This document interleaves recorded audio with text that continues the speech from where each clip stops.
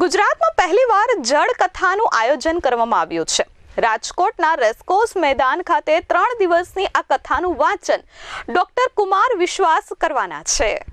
અત્યાર સુધી તમે રામકથા, દેવી ભાગવત કથા, શ્રીમદ ભાગવત કથા સાંભળી છે અને તેના સંદેશાઓ જીવનમાં ઉતાર્યા છે, પરંતુ ગુજરાતમાં પહેલીવાર જળ કથાનું ભવ્ય આયોજન કરવામાં આવનાર છે।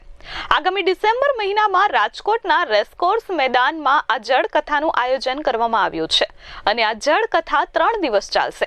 15, 16 અને 17 ડિસેમ્બરે આ કથાનું આયોજન કરાયું છે, જેમાં મુખ્ય વક્તા વિશ્વ પ્રસિદ્ધ કવિ ડોક્ટર કુમાર વિશ્વાસ પોતાના મુખેથી આ કથાનું રસપાન કરાવશે।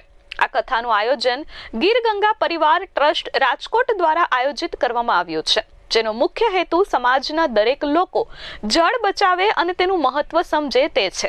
ગીર ગંગા પરિવાર ટ્રસ્ટે સંકલ્પ લીધો છે કે સૌરાષ્ટ્ર અને ગુજરાતમાં જળ સંચય માટે 1,11,111 સ્ટ્રક્ચર બનાવવામાં આવશે, જેથી કરી જળનો સંચય કરી શકાય। આ સાથે ગીર ગંગા પરિવાર ટ્રસ્ટ દ્વારા અત્યાર સુધીમાં 7 જિલ્લાના 35 તાલુકાઓના 582 ગામડાઓ અને શહેરી વિસ્તારોમાં કુલ 8,354 ચેકડેમો, તળાવ તથા કુવા અને બોર રિચાર્જના કામ કરવામાં આવ્યા છે, જેનાથી 7.55 લાખ લોકોને સીધો ફાયદો થયો છે, જેમાં 1.51 લાખ નાના અને સીમાંત ખેડૂતોનો સમાવેશ છે।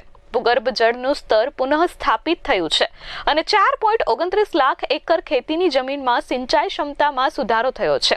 આ જળ કથા અંગે સુરતમાં પત્રકાર પરિષદ યોજાઈ હતી અને આ દરમિયાન મોટી સંખ્યામાં રાજકોટ વાસીઓ ઉપસ્થિત રહ્યા હતા।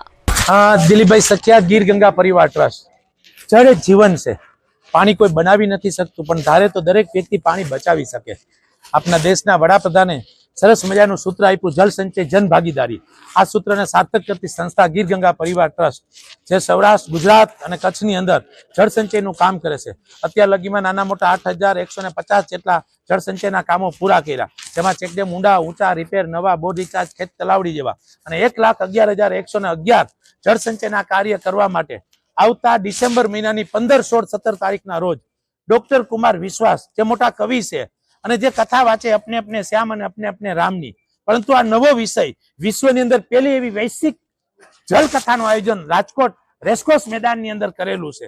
તો આ કાર્યક્રમની લઈ અને આજે અમે સુરતની અંદર, સુરત સૌરાષ્ટ્રનું હબ કહેવાય છે અને લગભગ સૌરાષ્ટ્રના લોકો સુરતમાં રહે છે, એટલે સૌરાષ્ટ્રના લોકોને અહીંયા મેસેજ મળે અને સુરતમાં ઘરે ઘરે એના વતન પ્રત્યેની, પાણી પ્રત્યેની લાગણી થાય, એના માટે અહીંયા આગેવાનો દ્વારા એક સરસ મજાનો કાર્યક્રમ કરી અને કથાનું આમંત્રણ દેવા અમારી ટીમ આખી પધારી છે।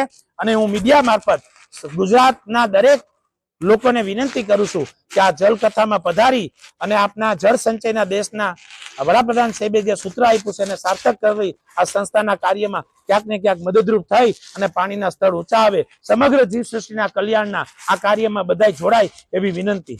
ગીર ગંગા ટ્રસ્ટ દ્વારા જળ સંચય અભિયાન માટે, પાણી મેનેજમેન્ટ માટે આખા ગુજરાતમાં અને દેશમાં એક વિશેષ જાગૃતિ આવે એ માટે દિલીપભાઈ સખિયા અને એની આખી ટીમે એક અભિયાન ઉપાડ્યું છે। સુરત ગુજરાતમાં કે દેશમાં મેસેજ દેવા માટે એક યોગ્ય સ્થળ છે। ગુજરાતના 12,000 ગામના લોકો અને 26 રાજ્યના લોકો સુરતમાં રહે છે। સુરતનો સંદેશો જન જન સુધી પહોંચે છે। આજે જે કાંઈ મહાનુભાવો કે આ બધા આગેવાનો હતા, એ પણ જે આ કથાનો કાર્યક્રમ છે, જળ કથાનો કાર્યક્રમ, એને સફળ થાય એમાં બધા લોકો ભાગ લે અને ગામડે ગામડે આ ગીર ગંગા ટ્રસ્ટ દ્વારા જે કંઈ પ્રયાસ છે એ પ્રયાસને સફળતા મળે એના માટેનું આજે આમંત્રણ દેવા આવ્યા હતા અને એમાં ખૂબ ઉત્સાહથી બધા જોડાણા છે। સુરતને હું અપીલ કરું છું, ગુજરાતને અપીલ કરું છું કે આ કાર્યક્રમને આપણે સફળ કરીએ।